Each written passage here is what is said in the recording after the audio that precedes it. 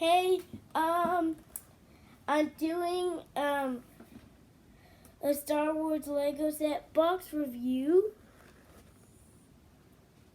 Tomorrow I'm going to do the building process of this Lego set.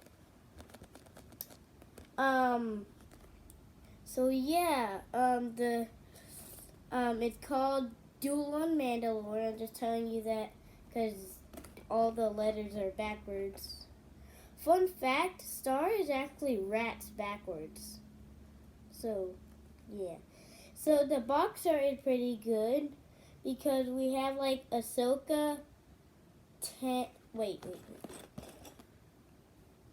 It says Ahsoka, Tano, and Darth Maul. So, yeah, that's the thing. If you're good at reading backwards, read that. And then we have Darth Maul, obviously. I don't really watch the Clone Wars that much, so I don't really know what Mandalore really is, but it kind of sounds like something Mandalorian related. So we have